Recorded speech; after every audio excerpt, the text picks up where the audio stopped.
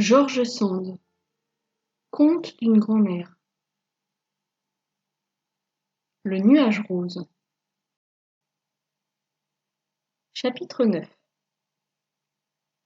Elle ne vit rien qu'une chambrette très propre, avec une petite lampe pendue dans la cheminée. Il n'y avait personne dans cette chambre, et Catherine se retira toute confuse, car elle sentait bien qu'elle venait de faire quelque chose de très mal en voulant s'emparer par surprise d'un secret qu'elle ne méritait plus d'apprendre. Elle retourna à son lit en se faisant des reproches qui furent cause qu'elle eut de mauvais rêves. Elle se promit en s'éveillant de n'être plus si curieuse et d'attendre le bon plaisir de sa tante. René l'emmena traire les vaches, et puis elles les menèrent au pré, si l'on peut appeler pré un ressaut de montagne tout herbu naturellement et point du tout cultivé. C'était tout de même un endroit bien joli.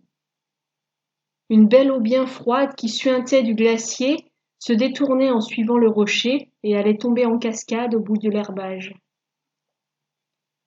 Catherine, qui n'avait jamais vu de cascade que dans l'écluse des moulins, trouvait cette eau si belle qu'elle s'éblouissait les yeux à regarder tous les diamants qu'elle charriait au soleil.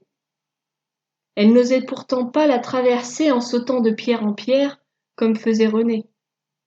Mais elle s'y habitua vite, et au bout de 2 heures, c'était un jeu pour elle. Elle voulut aussi monter un peu sur le glacier. René lui montra jusqu'où on pouvait aller sans danger de rencontrer des crevasses, et lui enseigna la manière de marcher sans glisser. À la fin de la journée, Catherine était tout enhardie, et même elle savait quelques mots du patois de la montagne.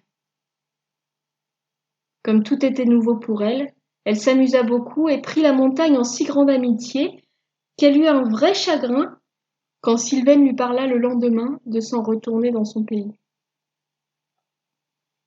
La tante Colette était si douce, si indulgente. Catherine l'aimait encore plus que la montagne. Eh bien, ma fille, lui dit Sylvaine, il y a un moyen de te contenter, c'est de rester ici. Ta tante désire te garder, et elle m'a promis de t'apprendre à carder et à filer aussi bien qu'elle. Mais il faut du temps et de la patience. Et comme je te connais un peu trop vive et sujette à changer d'idée, j'ai dit non. Pourtant, si tu te crois capable d'apprendre à filer aussi bien que ta tante, comme tu as déjà réussi à filer aussi bien que moi, je ne dois pas m'opposer à ce que tu deviennes riche et heureuse comme elle. C'est à toi de te consulter. La première idée de Catherine fut d'embrasser sa mère en lui jurant qu'elle ne voulait pas la quitter.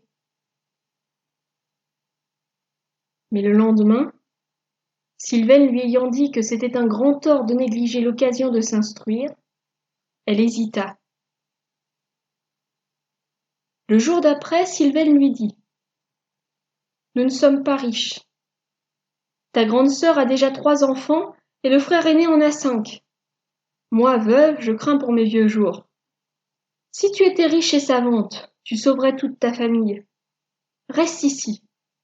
La tante Colette t'aime beaucoup. Tes petits défauts ne la choquent pas et je la vois disposée à te gâter. L'endroit te plaît. Je reviendrai te chercher dans 3 mois. Et si tu veux revenir avec moi au pays, nous reviendrons. Si c'est le contraire, tu resteras.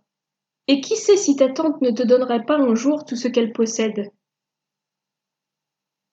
Catherine pleura encore à l'idée de quitter sa mère. Reste avec moi, lui dit-elle. Je te jure que j'apprendrai à carder et à filer dans la perfection. Mais Sylvaine avait déjà le mal du pays. Si je restais ici, dit-elle, j'y mourrais ou j'y deviendrais folle. Vois si tu veux cela. Et d'un autre côté, vois si, pouvant nous enrichir, tu crois devoir refuser. Catherine s'en alla coucher en sanglotant, mais en promettant à sa mère de faire ce qu'elle lui dirait de faire. Le lendemain, René ne l'éveilla pas, et elle dormit jusqu'à 9 heures du matin. Alors elle vit auprès de son lit la tante Colette qui lui dit en l'embrassant « Ma petite Catherine, tu vas être courageuse et raisonnable. Ta mère est partie de grand matin. Elle t'a embrassé de tout son cœur pendant que tu dormais et m'a chargé de te dire qu'elle reviendrait dans 3 mois. Elle n'a pas voulu t'éveiller. Tu aurais eu trop de chagrin de la voir partir. » Et comme Catherine pleurait très fort, tout en demandant à sa tante de lui pardonner son chagrin.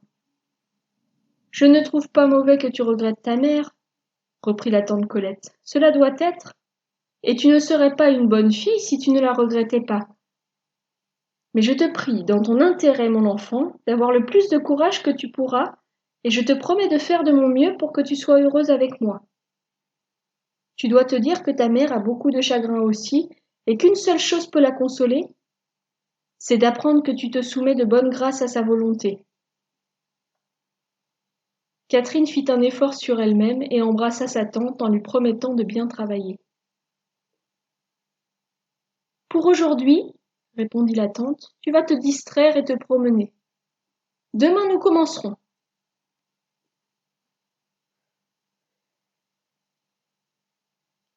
Chapitre 10. Le lendemain, en effet, Catherine prit sa première leçon. Mais ce ne fut pas ce qu'elle attendait. Il ne lui fut révélé aucun secret. Sa tante lui donna une quenouille chargée de lin et lui dit « Fais-en le fil le plus fin que tu pourras. » C'était bien assez pour la première fois, car au pays de Catherine, on ne filait que du chanvre pour faire de la toile forte.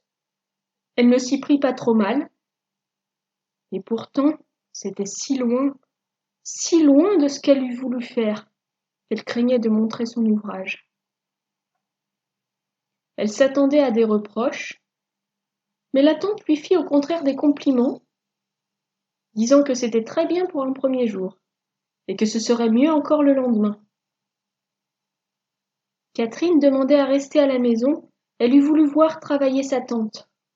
« Non, dit celle-ci, je ne peux pas travailler quand on me regarde. Je ne travaille d'ailleurs que dans ma chambre, et à ton âge, on ne peut pas rester enfermé. Tu travailleras en te promenant ou en regardant mes vaches, comme il te plaira. Je ne t'oblige à rien, car je vois que tu n'es pas une paresseuse et je sais que tu feras de ton mieux. » Certainement, Catherine n'était point paresseuse. Cependant, elle était impatiente. Et cette manière d'apprendre toute seule ne répondait pas à l'idée d'un grand secret qu'elle aurait reçu comme on avale une tasse de lait sucré. Elle faisait bien tous les jours un petit progrès. Chaque soir, elle rapportait bien son fuseau chargé d'un fil plus fin que celui de la veille.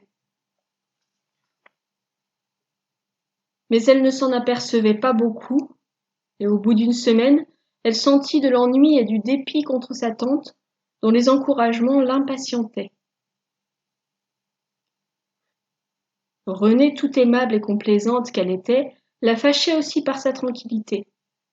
Elle avait pour devoir de soigner les animaux et le laitage. Elle ne s'intéressait pas à autre chose. Benoît n'était presque jamais là. Il vivait dans les bois, et quand il avait du temps, du reste, il chassait et n'aimait pas d'autre compagnie que celle de son chien. Catherine se trouvait souvent seule. Elle ne voyait sa grand-tante qu'aux heures des repas. Le soir, Madame Colette se retirait de bonne heure dans sa chambre pour travailler. Renée ronflait aussitôt qu'elle avait la tête sur le traversin. Catherine songeait, rêvassait et pleurait quelquefois. Elle se disait qu'au train dont Madame Colette menait les choses, elle aurait des cheveux blancs comme elle avant de savoir filer aussi bien qu'elle.